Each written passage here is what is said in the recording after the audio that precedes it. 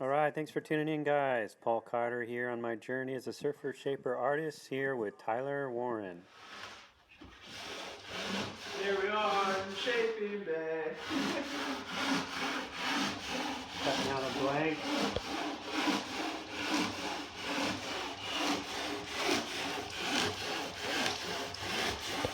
So make sure you're on the right line.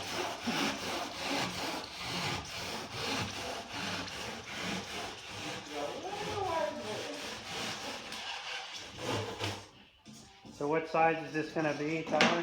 This is a 6'1".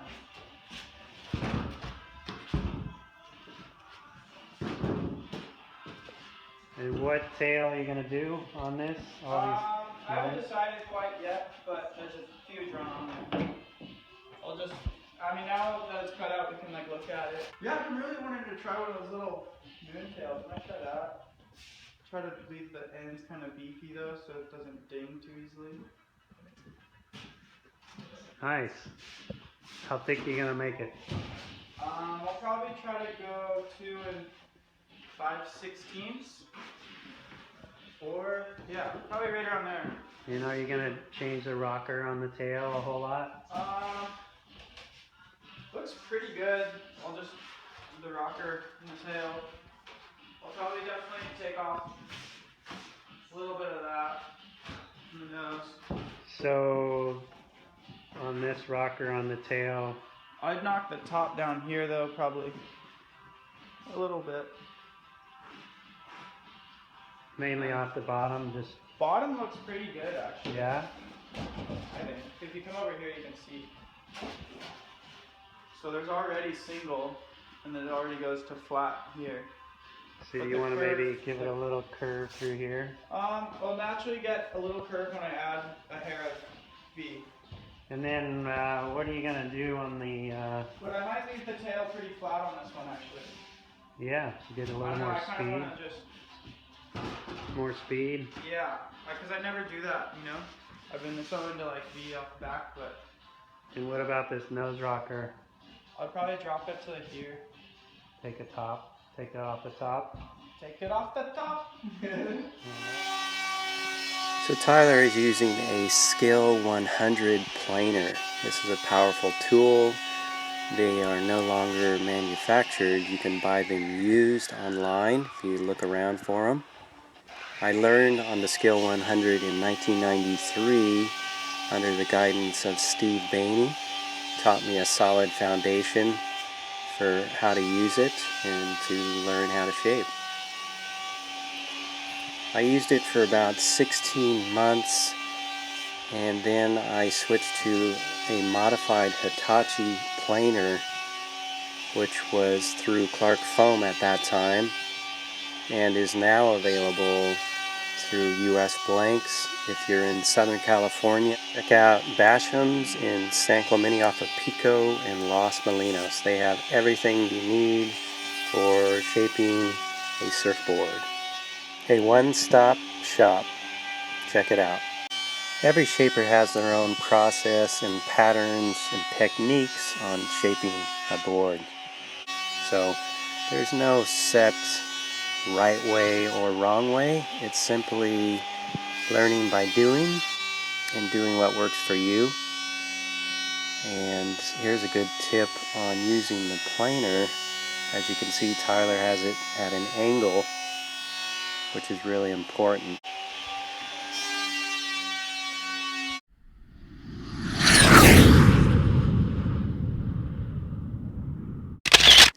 Stoked to be part of the shaping process on Tyler's board. These are the good old days.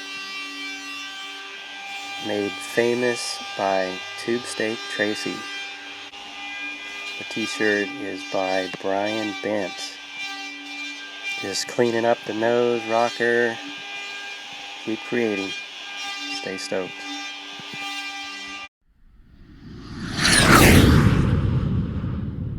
Alright, so Tyler is working on cleaning up the foam, the stringer, and using a Surform.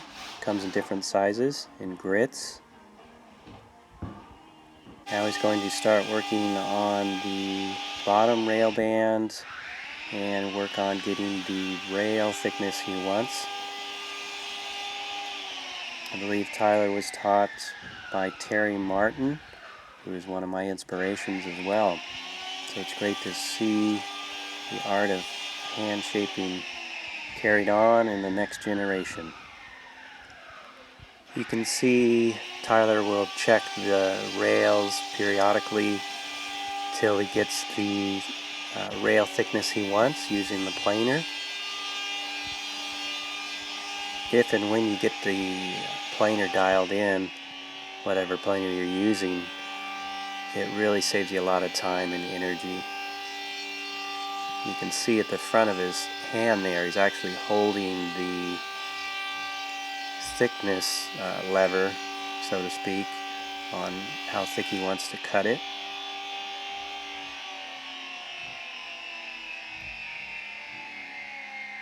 So he is moving into the fine sanding and blending the rails here. You can make all different types of sanding blocks out of balsa wood or foam, whatever you like.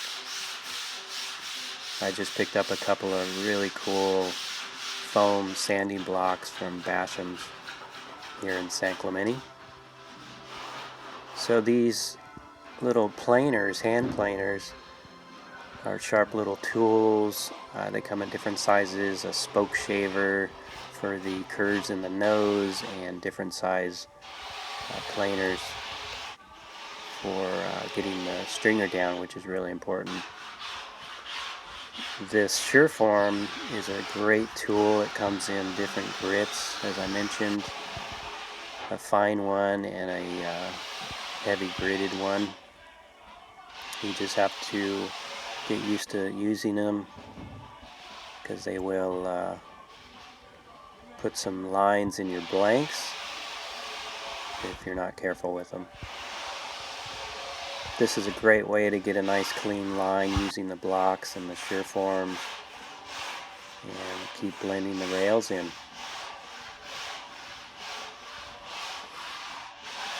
Using the sanding blocks and the Sureforms and doing all this by hand is a great way to learn the tools and getting used to working with the foam. You can see Tyler's taking down the edge on the tail block there. This is important to clean up the outline before you do the final step of the rail bands. There are more how-to shaping tips and videos on my YouTube channel, so check them out. Thanks again. Fin placement is an important factor. Depending on the type of board, you can put them at an 1/8 inch toed in to 3/16 to 1/4. And then you get into the placement of 9, 10, 12, all the way up to 16 inches. So do your research on the type of board and the fin placement. There's plenty of info online. You can see Tyler switch to the sanding blocks to get the final curves of the rails. Thanks again for watching. Keep creating.